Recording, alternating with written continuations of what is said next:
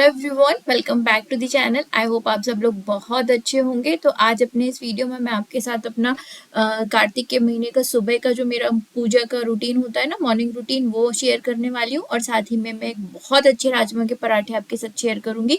तो वीडियो को एंड तक जरूर देखिएगा और थोड़ा भी पसंद आया हो तो लाइक शेयर सब्सक्राइब करना बिल्कुल मत भूलिएगा। तो चलिए आज का वीडियो शुरू करते हैं। तो अभी सुबह के जो है वो 4:45 हो रहे हैं और 4:45 तक मैं जो शावर लेके रेडी हो जाती हूँ। 4 बजे का मैं अलार्म लगाती हूँ, तो लगभग ना 4:05 4:10 तक मैं उठ जाती हूँ। और उसके बाद बस पानी वगैरह पीती हूँ, भगवान के कमरे की मैं सफाई करती हूँ, पोछा लगाती हूँ मैं, और सीधे मैं शावर लेके आ जाती हूँ। और सबसे पहले मैं पूजा करती हूँ।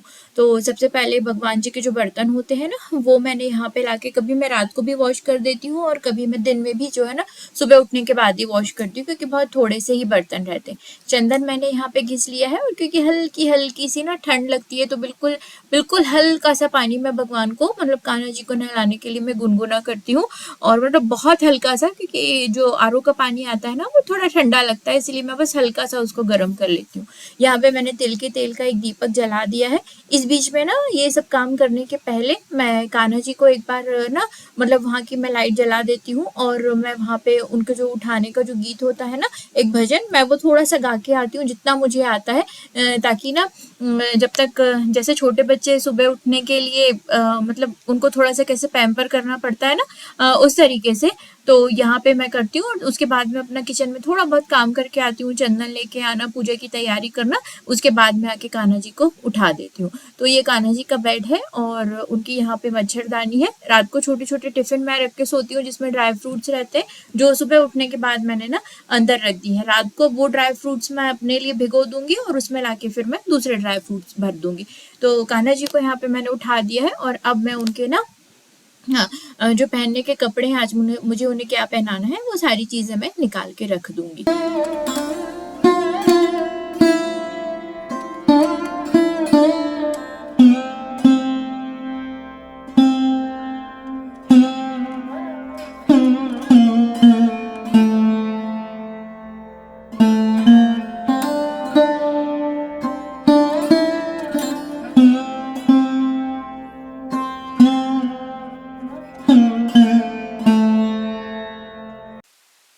कार्तिक के महीने में ना सूर्योदय के पहले, मतलब जब तक तारे आसमान में रहते हैं ना, उस टाइम पे स्नान करने का, भगवान की पूजा करने का और उनकी मंगला आरती करने का ना बहुत ज्यादा महत्व है।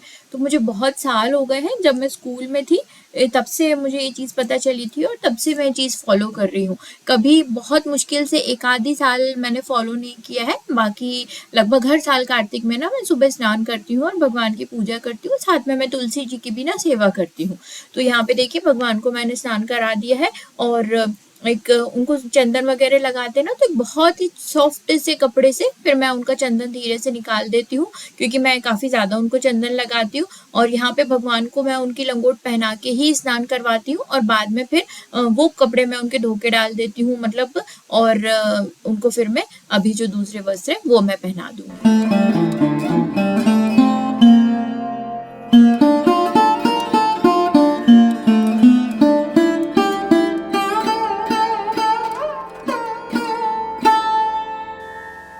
तो सबसे पहले मैं कान्हा जी को ही तैयार करके ऊपर उनके सिंहासन पे बिठा देती हूँ, और उसके बाद फिर मैं ना जो शंकर जी है, शिवलिंग एक छोटा सा मेरी मदर इन लॉ ने मुझे लाके दिए थे, फिर मैं उनकी पूजा करती हूँ। तो कान्हा जी को जो भी उनकी ड्रेस के हिसाब से जो भी उनके पास आभूषण है मेरे पास, मैं पहना देती हूँ। कभी मैं बैजंती की माला पहनाती हूँ उन्हें, कभी मैं उनके ना बाजू में इस तरीके से रख देती हूँ।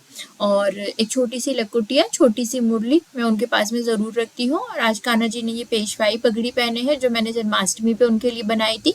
उनको मैं काला टीका एक लगा देती हूँ। और ये काजल की जो पेंसिल है, ये मुझे भागवत जी से मिली थी, मेरी फ्रेंड ने मुझे दी थी जब सुहाग का सम्मान मिला था उसमें।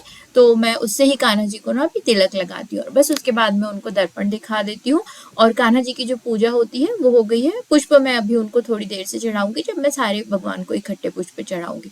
तो बस इसके बाद फिर मैंने शंकर जी की पूजा की, उनको स्नान करा के उनकी जो भी चीजें मेरे पास अवेलेबल होती है ना, चावल और भस्म, गुलाल, वो सब मैं चढ़ा के शंकर जी की पूजा करती हूँ। और बस अब मैं करूंगी यहाँ पे आरती।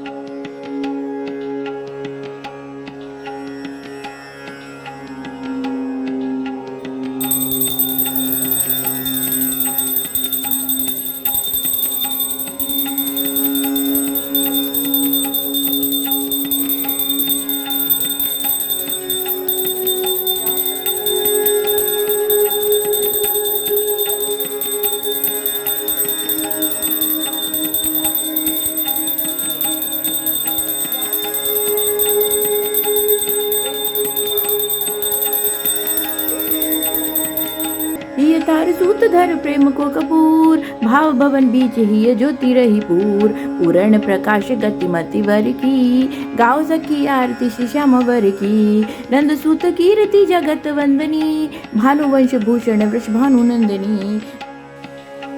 पूजा यहाँ पे मेरी हो गई है और अभी बिग बास्केट से मैंने कल फूल ऑर्डर किए थे तो वो अभी तक डिलीवर नहीं हुए हैं, तो जब वो आ जाएंगे तो फिर मैं कान्हा जी को और बाकी सारे भगवान को मैं ना पुष्प जो है चढ़ा दूंगी। और देखिए अभी तक बहुत ज़्यादा अंधेरा होता है, अभी 5:30 होने वाले रहते हैं क्योंकि मेरी जो कान्हा जी की जो पूजा है ना वो आधा घंटे लगभग हो जाती है, वहाँ मेरी सारी पूजा हो जाती है, आरती हो जाती है आधा घंटे के अंदर। और इसके बाद फिर मैं ना तुलसी जी की जो मतलब पूजा है वो मैं करूँगी, लेकिन उसके पहले ना मैं यहाँ पे कान्हा जी को दूध गर्म करके दूध का मैं उनको भोग लगा देती हूँ। अगर कुछ मीठा होता है तो फिर दूध के साथ में कुछ मिठाई भी रखती हूँ, अदरवाइज सुबह सुबह अभी जब से कार्तिक शुरू हुआ है ना मैं दूध का ही भोग लगाती हूँ यहाँ पे।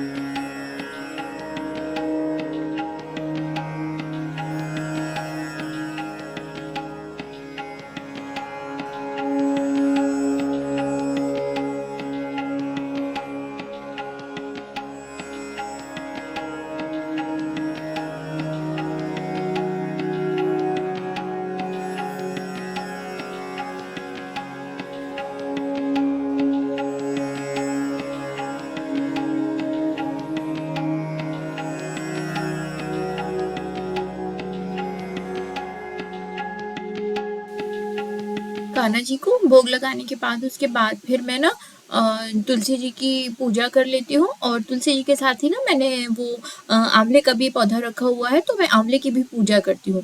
और तुलसी जी को ना मैं जौ और जो काली तिल होती है वो मैं चढ़ाती हूँ। कार्तिक के महीने में पथवारी भी रखते हैं, मतलब जो रास्ते के जो पत्थर होते हैं उनको उठा के ला के उनको तुलसी जी के साथ रखते हैं और फिर उनकी भी पूजा करते हैं, बट फिर वो बाद में आपको जाके विसर्जित भी करने होते हैं, इसलिए मैंने पथवारी तो नहीं रखी है। बस मैं तुलसी जी की पूजा करती हूँ, आंवले की पूजा करती हूँ। और मैं वहाँ ना मुझे आसपास घूमने की फेरी लगाने की जगह नहीं, तो मैं अपनी जगह पे ही फिर ऐसे करके 7 या 11 फेरी में लगा लेती हूँ। मेरी जो तुलसी जी की जो पूजा होती है ना वो हो जाती है।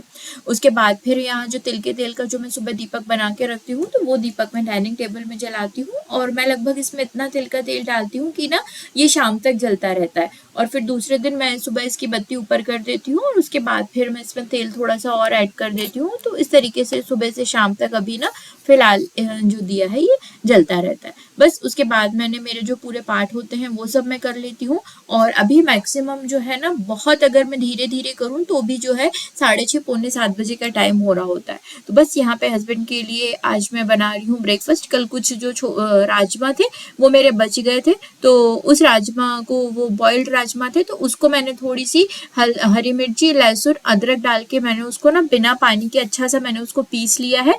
और बस ताकि उसके बॉल्स जो है अच्छे से बन जाए। इसमें थोड़ी सी हल्दी, मिर्ची, स्वाद के हिसाब से नमक ऐड करना है, गरम मसाला और अमचूर का पाउडर आप इसमें ऐड करिए और सबको अच्छे से ना आपको मिक्स कर लेना है। कसूरी मेथी जरूर डालिएगा, उससे बहुत अच्छा टेस्ट आता है। तो बेसिकली आज हम राजमा के पराठे बनाने वाले हैं। बस आपको ध्यान रखना है कि राजमा अगर आपने तुरंत बॉईल किया है तो आप उसको छन्नी में डाल के रख दीजिए ताकि वो ठंडा भी हो जाए और उनका एक्स्ट्रा पानी भी निकल जाए। जितने अच्छे से बिना पानी के आप राजमा पीसते हैं ना उतनी अच्छी स्टफिंग बनती है और इसके पराठे बहुत फूले फूले और बहुत अच्छे बनते हैं। तो आज तक आपने अगर कभी ट्राई नहीं किया होगा ना तो ज़रूर ट्राई कीजिएगा। और इस स्वाद भी बहुत लगते हैं। अगर आप लहसुन नहीं खाते हैं तो आप सिर्फ अदरक डालिएगा, उससे और ज़्यादा टेस्टी बनते हैं। तो बस जैसे स्टफ्ड पराठे बनाते हैं ना उस तरीके से बस रोटी की एक छोटी सी लोई लेके उसमें आपको बीच में स्टफिंग भर लेनी है और उसको पलट पलट के आपको इसको सेक लेना है।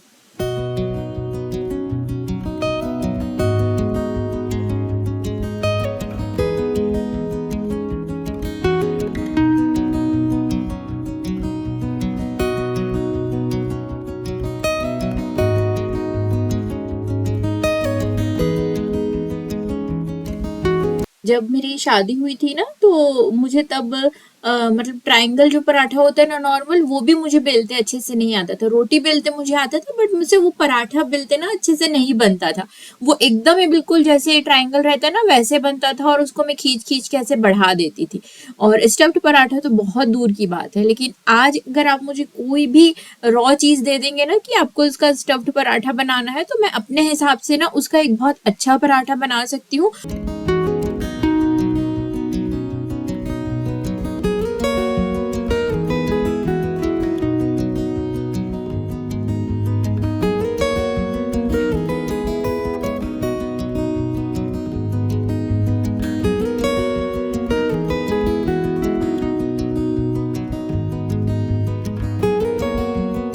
तो अगर आप किसी चीज के लिए कोशिश करते रहते हैं ना, तो आप उसमें बिल्कुल परफेक्ट हो ही जाते हैं। तो देखिए, आपसे बात करते करते यहाँ पे पराठे को मैंने अच्छे से घी में पलट पलट के सेक लिया है, और आप देखिए स्टफिंग कितने अच्छे से फैली है इसमें, और बहुत ज्यादा डिलीशियस ये पराठा बनता है।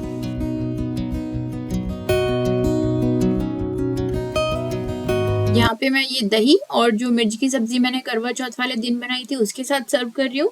लेकिन आप नॉर्मल अचार के साथ भी खाएंगे ना तो ये पराठे बहुत ज्यादा टेस्टी लगते हैं। तो जरूर ट्राई कीजिएगा एक बार ये रेसिपी।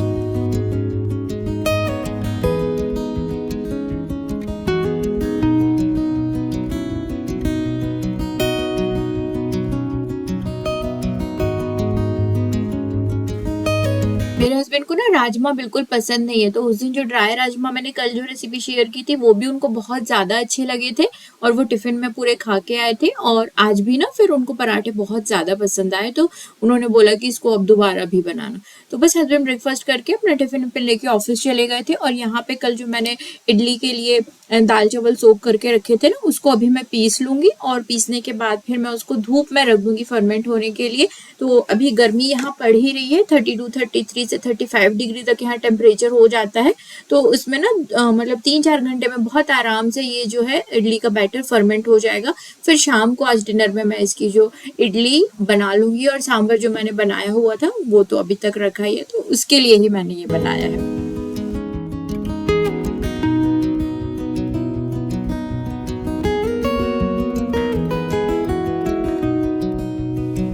पोहा भी मैंने वॉश कर लिया था और दाल चावल के साथ मिक्स कर दिया था, तो उससे भी बहुत ना फाइन ही दाल चावल पिस जाते हैं। और सबको मिक्स करके ही मैं पीसती हूँ, अलग अलग मैं नहीं पीसती हूँ। और स्टील के डब्बे में मैं ना इसको फर्मेंट होने के लिए रखती हूँ। मैं कोई भी इसमें नमक वगैरह ऐड नहीं करूंगी, बस इसको ऐसी बैटर को डब्बे में ट्रांसफर करूंगी, और मैं इसको धूप में रख दूंगी अच्छे से टाइटली बंद करके। तो चलिए फिर आ गए हैं अब हम अपने इस वीडियो के एंड में। वीडियो पसंद आया हो तो लाइक शेयर सब्सक्राइब जरूर कीजिएगा। फिर मिलूंगी अगले वीडियो में। Till then take care, bye bye.